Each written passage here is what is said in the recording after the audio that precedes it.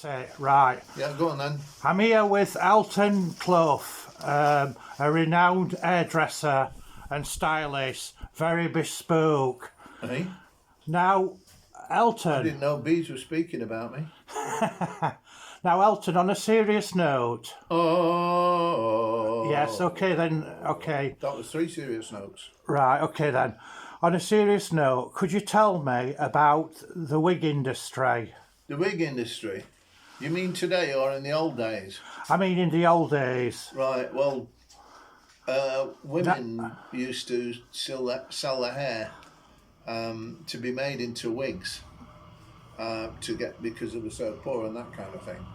And then they get made into wigs because it was a fashion in those days for people to wear wigs and not display their own hair. They also used to put white lead kind of stuff on the face because they thought it was good to have an extra white skin sort of thing. But because they wore wigs so much, it made the hair go thin. And so quite a lot of people actually shaved their hair off because they were losing their hair through wearing wigs so often, sort of thing. And you can probably find it on the internet, sort of, if you look up wigs of the French court and that kind of thing. And it was a similar time as well when magistrates and judges used to wear wigs for, I think it came from there as well, sort of thing, to make them look more official when they were judging you and sending you off to, to be imprisoned or whatever. So nobody really had their own hair because the poor women were selling their lovely long hair to be made into wigs, and then people who were buying the wigs and wearing them because it was the trendy thing to do, and the ones who called it trendy in those days were losing their hair because they were having such unhealthy scalps because they weren't getting the cleaning their scalps at all, and I don't think it was fashionable in those days to wash very much. Also, sanitation was an issue, wasn't it? Yeah, that's right. I mean, they used to make, it was a bit later on, they were making bread and they were trying to make it white, so they'd add something to the bread. Unscrupulous people would make it because it was considered a good thing to do, to have adulteration of the food industry, and that's why the Quakers actually went into the food industry to give people decent food. Yeah, but because of a warped idea, people were prejudiced against the brown bread, and they'd try and sort of bleach it and that kind of thing. So all kind of nasty stuff was put in the bread. Obviously, white is a sign of enlightenment as well. So purity and women's skin purity, once again, bread purity. So there was the issue of white. Also, if you like to talk about teeth as well.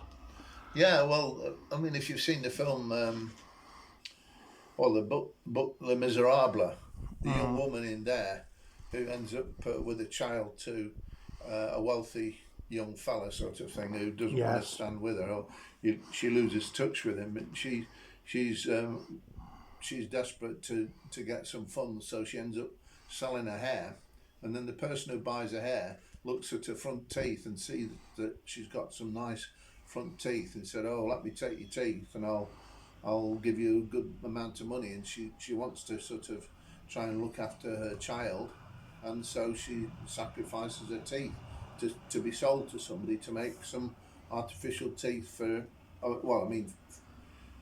real false teeth made out of real teeth for somebody who's been careless looking after their teeth because of probably indulging themselves and not with the sugar indulgent diet because of the wealth. So it's just folly all around really. People, instead of people having the God-given hair and teeth, they have to sort of end up with the second-hand teeth and hair because of their stupidity really, and following fashion rather than good sense.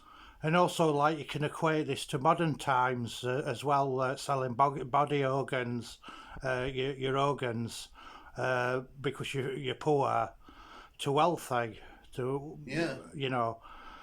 even going to places and having something done to your stomach to or when you want a larger posterior because a certain famous person's got a larger posterior. Cosmetic People, industry, exactly, yeah. and people can die as a result of that. I'm not saying a great number of people, but rather than people just appreciation natural beauty, they feel like they've got to be like a film star Yeah. or rap star or whoever, and they Yeah. end up messing their bodies up because of Yeah, but it's silly, really. that's due to the media, isn't it? What projects that kind of image? Well, taking notice of the media, you don't have to No, take but any notice, but it's, some people do actually do, don't they? yeah, of course. I mean, do you regard yourself as very influenced by the media? Not at all, not at all. No, not at all. Well, thanks for this interview today, and so we'll have another one another day and see if this loads up. Okay then. All right then. Okay then, I'll sign off here. Testing questions another time. Okay then. All the best, Tim. Bye.